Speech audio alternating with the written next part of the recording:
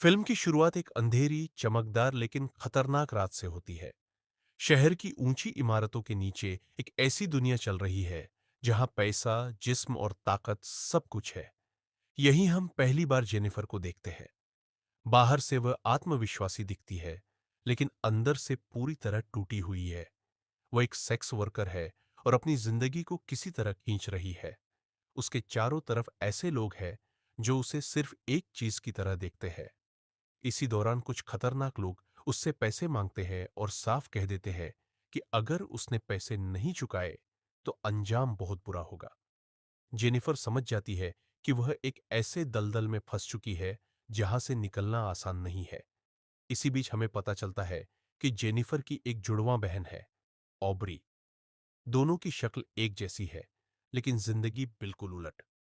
Aubree एक अमीर और सुरक्षित दुनिया में रहती है। उसका बड़ा सा घर है, महंगी कार है और एक पढ़ा लिखा सफल पति एलियट है। बाहर से देखने पर ऑम्ब्री की जिंदगी परफेक्ट लगती है, लेकिन कैमरा बार बार उसके चेहरे पर ठहरता है, मानो कुछ छुपा हुआ दिखाना चाहता हो। उसकी आंखों में एक अजीब सी बेचैनी है, जैसे वह कुछ छुपा रही हो। कई सालों बाद जेनिफर अचानक ऑब्री से मिलने का फैसला करती है। दोनों बहनों की मुलाकात भावुक होती है। एक ही चेहरा, लेकिन अलग अलग दर्द। जेनिफर को ऑब्री का घर किसी फिल्मी दुनिया जैसा लगता है, साफ, शांत और बहुत ज्यादा परफेक्ट। एलियट जेनिफर से मिलकर थोड़ा हैरान होता है, क्योंकि दोनों बहनों में फर्क करना मुश्किल है।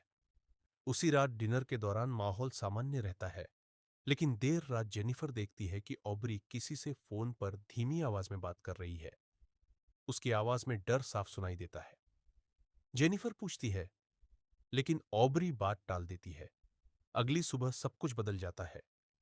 जेनिफर उठती है और देखती है कि ऑब्री अपने कमरे में नहीं है। पहले उसे लगता है कि शायद वह बाहर गई होगी, लेकिन समय बीतता है। फोन बंद है, कार घर में ही खड़ी है और कोई मैसेज नहीं। अब डर धीरे धीरे पक्का होने लगता है। एलियट भी परेशान हो जाता है।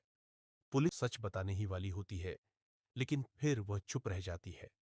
उसके दिमाग में एक ही बात घूमती है, अगर वह ऑब्री बनकर रहे तो शायद सच्चाई तक पहुंच सके। यहीं से जेनिफर एक खतरनाक खेल में उतर जाती है।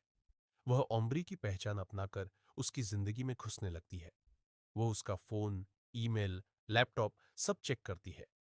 धीरे धीरे उसे पता चलता है कि ऑम्ब्री की जिंदगी उतनी साफ नहीं थी जितनी दिखती थी। ऑम्ब्री एक सीक्रेट और बेहद खतरनाक एरोटिक सोसाइटी से जुड़ी हुई थी।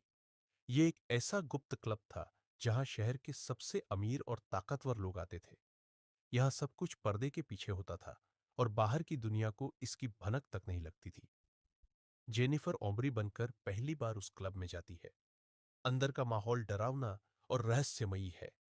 हर कोई मास्क पहने हुए है, धीमी रोशनी है और हवा में एक अजीब सी घुटन है। यहाँ हर इंसान अपनी इच्छाओं का गुलाम है। जेनिफर को महसूस होता है कि ऑब्री इस दुनिया में फंस चुकी थी और शायद बाहर निकलना चाहती थी। इसी दौरान क्लब का एक सदस्य जेनिफर को ध्यान से देखता है और कहता है कि वह पहले जैसी नहीं रही। यह बात जेनिफर को डरा देती है, क्योंकि उसकी असली पहचान सामने आने का खतरा बढ़ जाता है।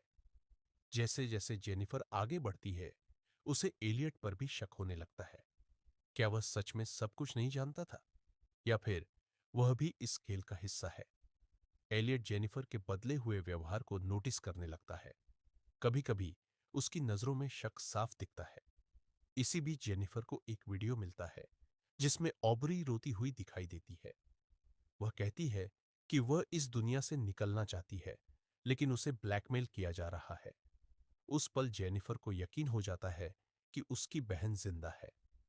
आखिरकार जेनिफर उस सीक्रेट सोसाइटी के हेड तक पहुंच जाती है। वहां उसे पता चलता है कि ऑब्री ने बहुत बड़ा सच जान लिया था, और वही सच उसकी गुमशुदगी की वजह बना। ऑब्री को एक सुनसान जगह पर कैद करके रखा गया था। जेनिफर अपनी जान जोखिम में डालकर वहां पहुंचती है और अपनी बहन को ढूंढ निकालती है। दोनों बहनों की मुलाकात बेहद भावुक होती है। ऑब्री अंदर से पूरी तरह टूट चुकी होती है, लेकिन जेनिफर उसे हिम्मत देती है। अंत में जेनिफर पुलिस और मीडिया को सबूत देती है। सीक्रेट सोसाइटी का पर्दाफाश होता है। कई बड़े और ताकतवर लोग गिरफ्तार होते हैं। एलियट